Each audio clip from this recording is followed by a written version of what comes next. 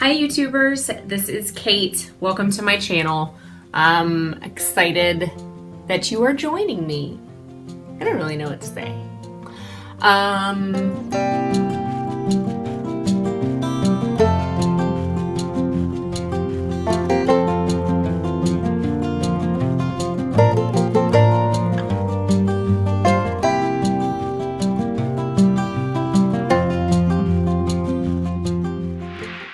I did not know what to say. I did not know how to describe what my body was feeling. It fit into no category or no category that I had ever known. The symptoms shifted, as I've learned and experienced now time and time again that they do, that everything comes and goes. That feeling went away. But what came next was even worse. It felt in my brain like I had been drinking pots and pots of coffee all the time. I was totally overstimulated by light, by sound. Everything hurt. Sitting, it felt like my nerves were on fire in my head. Talking to people, I just would start crying when I would get off the phone because it would be so taxing on my senses. Most of this job was over the phone. I had to do a lot of interviews with employees, and I had to be able to actively participate in those and, be able to think of questions based on the responses that I was getting and investigate issues. I had to I would have a piece of paper with, in the smallest handwriting that I could, I would write out the entire script of the greeting, of every single piece of what that conversation was going to be, and I would read it and try to pretend like it didn't sound like I was reading it because I literally could not think. This was terrifying me. It was literally like my brain was crumbling. So my doctor was wonderful. She believed me. We went through some things, they weren't working. So I decided to go, since it was all brain, I went and I got a SPECT scan done at a clinic in New York City. And what was found was scaffolding. Essentially, evidence of scaffolding on my brain, and evidence of some sort of toxic exposure. And what they said was, we're going to go ahead and say this was because of the drinking that you did and the smoking that you've done in your life. Well, I knew that was wrong. I knew that was wrong because although I knew I was drinking more than I should have been drinking, I was not drinking to the point of brain damage at all. I grew up in a house where my parents drank, a cocktail or two on weekend nights. So the fact that I was drinking more than that made me feel like some sort of guilt. But I knew that I was not drinking enough for it to be doing this to my brain. But what am I going to do? A lot of money had just been spent to get these scans done. There were a lot of recommendations, so I stopped drinking. I stopped smoking. I still haven't smoked. It's since February 2015. I completely changed my diet. I went on something called the Omni diet. It's very leafy green vegetable rich. Some superfoods, that sort of thing. I also went for a sleep study. Nothing came back on the sleep study because he was thinking maybe that was why my brain looked so horrible. Things got to a manageable point. Like that horrible feeling of overstimulation had gone away. I had about a month or so where I just felt exhausted and not right, but the intensity of the symptoms had gone down. So I took all of this to mean that, you know what, maybe that doctor was right and I am on the right path. Well, I started having major psychiatric issues. just my mood plummeted. I felt so depressed. I have never felt this black emptiness that I felt. It was totally chemical. It was, I would wake up in the morning and I would immediately feel it, and I would try to pretend like I hadn't woken up, and I would try to go back to sleep, but then I was awake for another day. It became so horrible that I tried to get admitted, because not because I wanted to kill myself, because I didn't want to feel that way anymore. But it was then that I learned that psychiatric facilities, or at least the ones that I was exposed to, really only care about what's going on with you if you're either suicidal. So I was asked that question a million times and I felt pressured to say yes, I was not suicidal.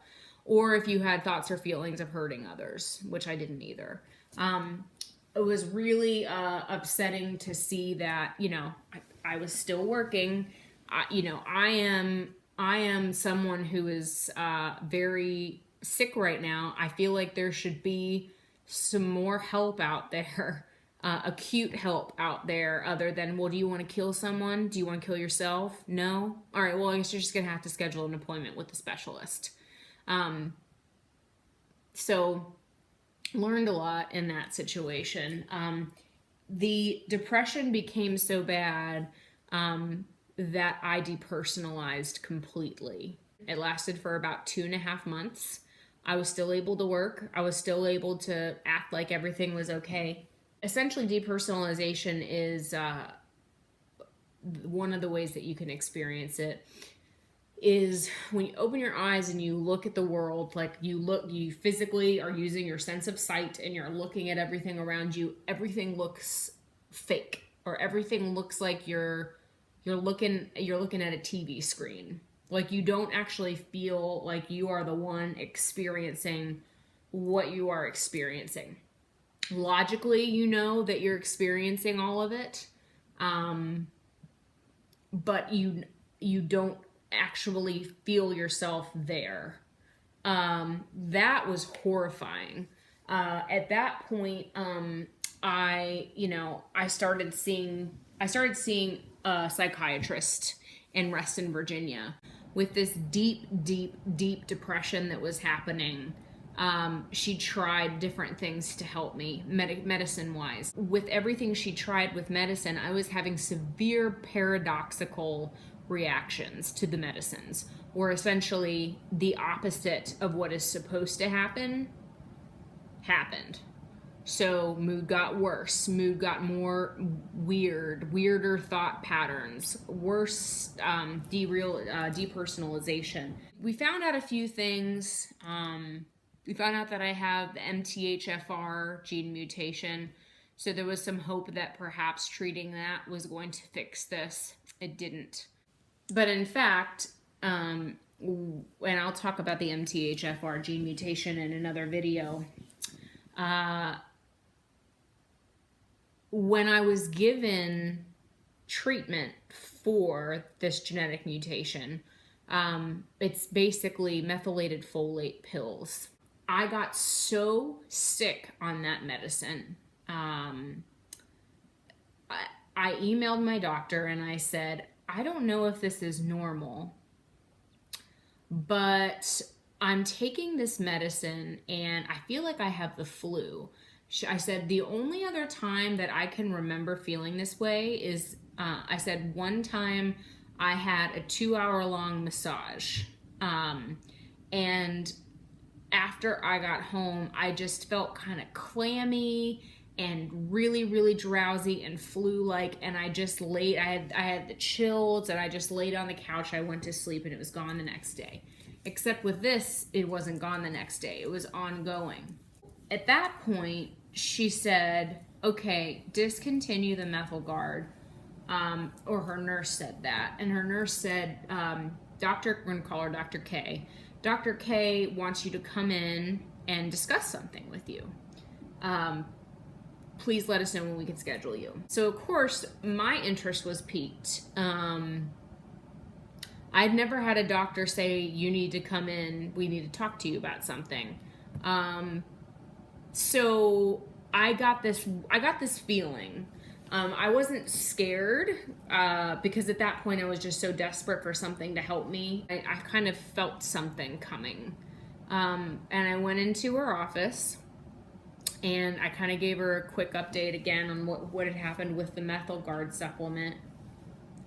And she said, so Kate, I called you in today because I think you have Lyme. And I was so, I wanted to know everything. I wanted to know why. I wanted to understand the evidence that she had. I wanted to know everything all at once. I was so happy. My life changed in December of 2014. It had been 11 months of trying to figure out what the heck was wrong with me and shifting symptoms that were horrifying. And November 26, 2015, Dr. K just told me what it was. So someone told me what this was. I couldn't believe that Lyme could cause psychiatric symptoms. Actually, it can cause much worse psychiatric symptoms than what I've experienced. I was so happy. I called so many people to be like, my mystery is solved. We're going to talk about testing in another vlog. But she understood, she knew that I had Lyme because a blood test had been drawn 10 months prior. It was a Western blot test, which is a standard Lyme test that's provided by our doctors. It had been pulled for me in January 2015. So my general practitioner, my wonderful general practitioner, she knew to look for Lyme. And because that test is flawed, and because she's not necessarily Lyme literate, she wrote it off because the test came back negative. So my doctor, Dr. K, she looked at the fact that I'm having paradoxical responses to medicines, the psychiatric and physical symptoms that I had been having, the test that came back CDC negative, but I had active antibodies, just not all the ones that you were supposed to have. And that the controversy, it's a joke. Like, it's a joke that the CDC says that my test is negative. I looked at her and I said, so you're telling me that this test right here, there's no reason for those antibodies to be there, even though there's only 2 and the CDC wants 5. Those antibodies are there because of having Lyme in my system. Is there any other reason why those would be there? And she said no. And I was so comforted. I couldn't wait. You know, and I kind of stopped listening when she was like, oh, and I recommend this practice, and, you know, Lyme treatment can be really hard. And I just, it didn't matter. I had an answer, and I was willing to go through anything that that was going to be thrown at me in order to make this stop. And from that point forward, I was a Lyme patient. The next chapter of this is kind of understanding what my 2016 looked like. I started Lyme treatment in January of 2016. So I'm going to leave this there because I think that that's a lot of information to process. Again, these symptoms were my symptoms. It's different for every person. So please, don't be discouraged if you're not hearing your story here, because your story is just as important as mine. It's just that they're so varied. It's another one of the reasons why it's really difficult for doctors to diagnose. Anyway, thank you all so much. I will be putting up another video next Wednesday about my Lyme treatment journey. So please subscribe to my channel and remember that hope is a powerful thing. Thanks, guys. We'll see you next week.